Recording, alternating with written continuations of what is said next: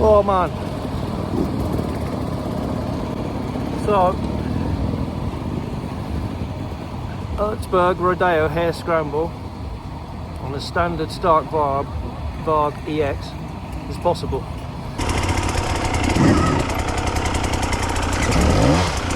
Here we go.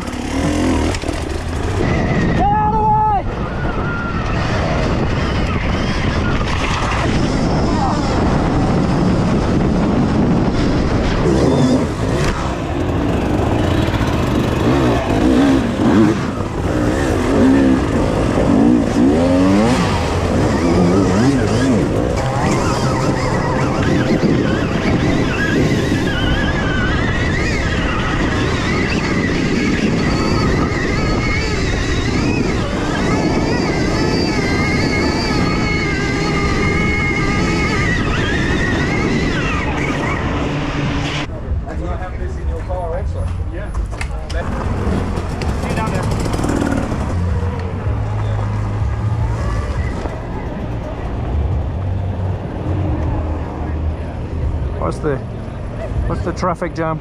Is this where all the old guys hang out?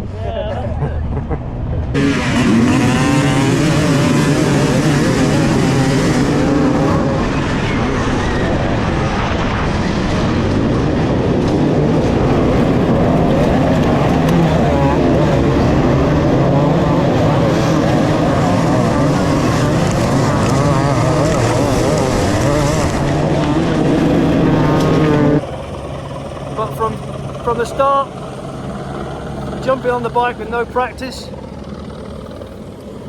arriving here in Eisenerz in Austria, jumping on the bike with no practice and going like hell on the prologue. It was an unbelievable experience. I recommend anyone doing the prologue at Erzberg, but 100% I recommend doing it on one of these. It was unbelievable. Just the feeling, the way that it makes power and gets to its top speed was unbelievable. It was comparable to riding around a Ironman TT course or something like that. You know, really, honestly, it was.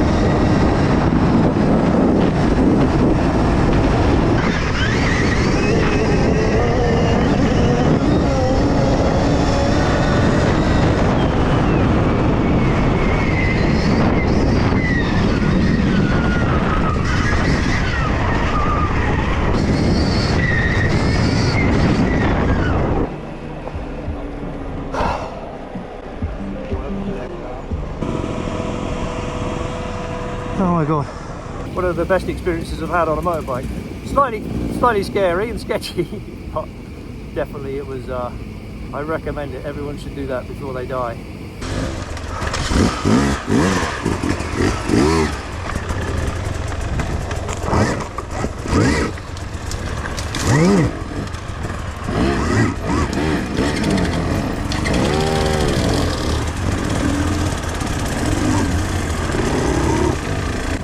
I would say there are some places where I felt like I was definitely on the best bike. For example, in Carl's, the infamous Carl's Diner, whatever you want to call it, where picking your way through those, the impressive long run through those horrible red rocks, I felt like I was on the best bike.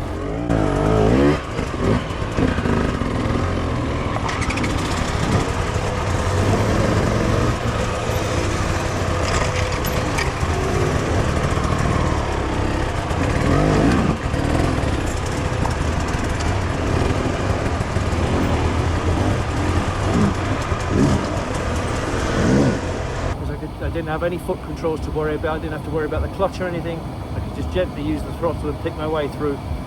And I think I got through there better than I ever did on any combustion engine bike, that's honest. And definitely on the big hills as well. There are some awesome hills.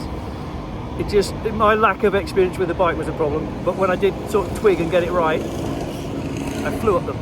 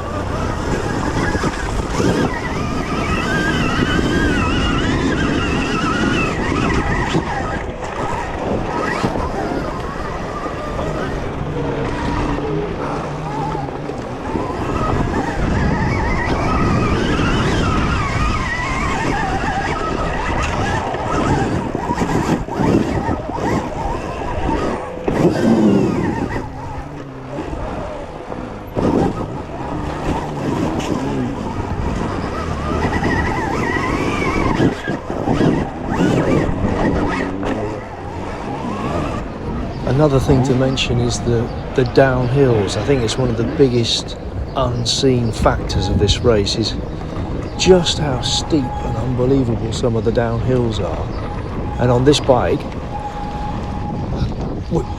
simply because there's no foot brake to worry about. There's no foot controls at all. You can just put your feet exactly where you want to, and on the super steep downhills, that means putting your foot right in the back of the footrest, getting your weight right over the back of the bike, and then being able to use the brakes with your hands, with your four fingers on each hand. It makes it so much easier to control and so much less daunting, you know.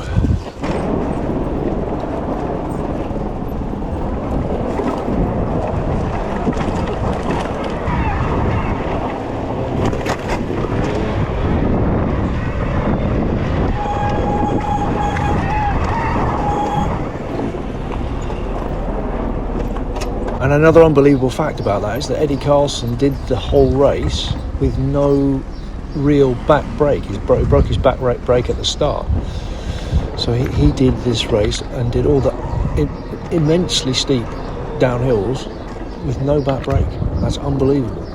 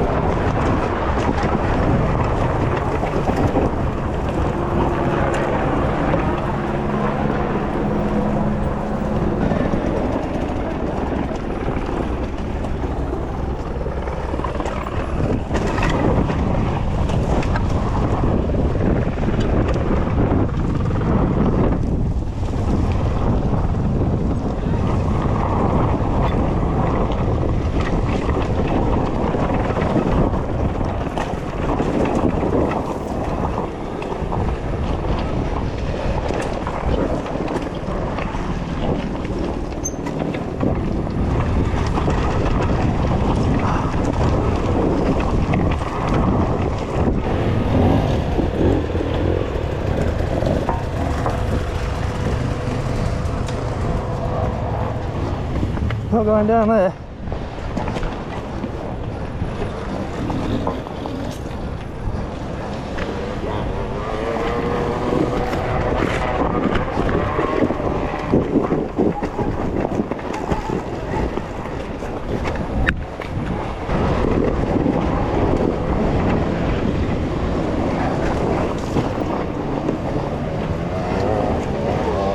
What?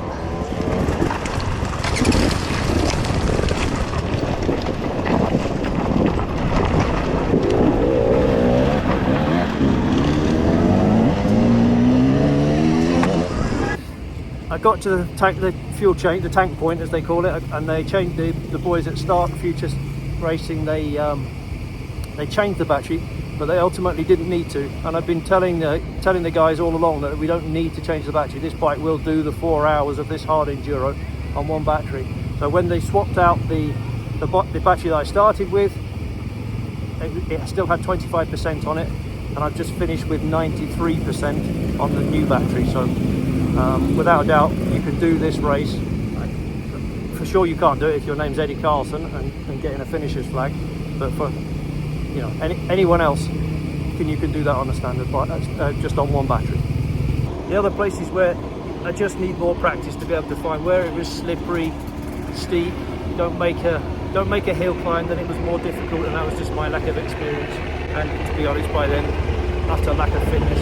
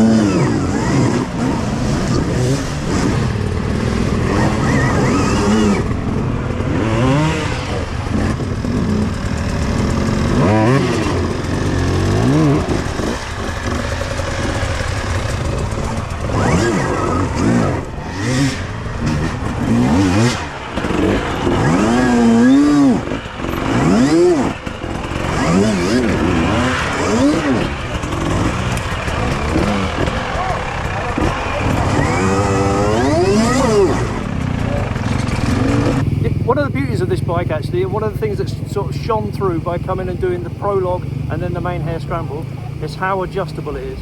And we've played with different maps, the torque settings, and I've utilised the options that you've got with the bike to the full, really. So I could use different. So I've spent the whole day today, the 4-hour race, switching between settings for different technical situations. When I needed full loads of power, I think the maximum I was using was 50 for one of the hills, and then in some of the really slow technical stuff, I dropped it right back down, and I'm not in crawl or walking mode, but I was using 25.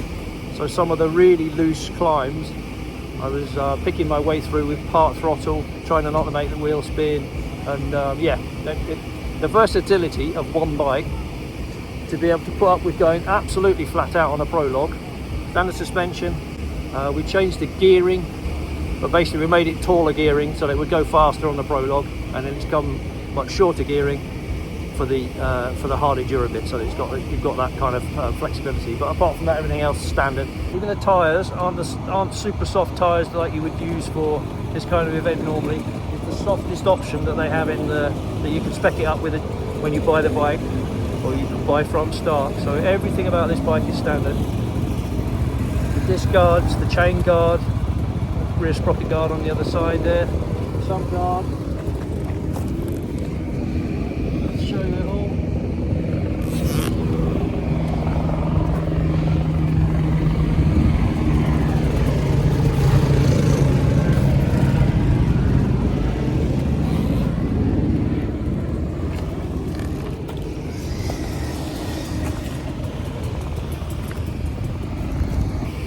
And yeah, everything else is standard. So thumbs up to that bike. It can do Erzberg.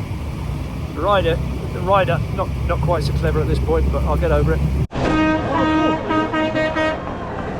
Yeah, please.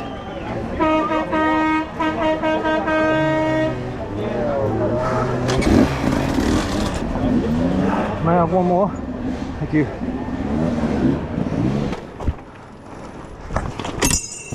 Oh, good. Now I've got no footrest.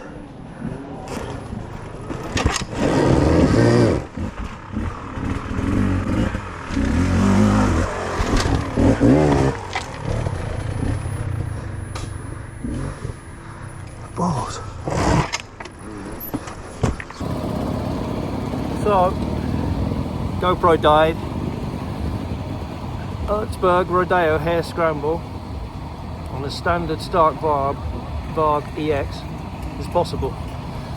I just did it. I didn't finish. I got as far as checkpoint 15 in the 4 hours.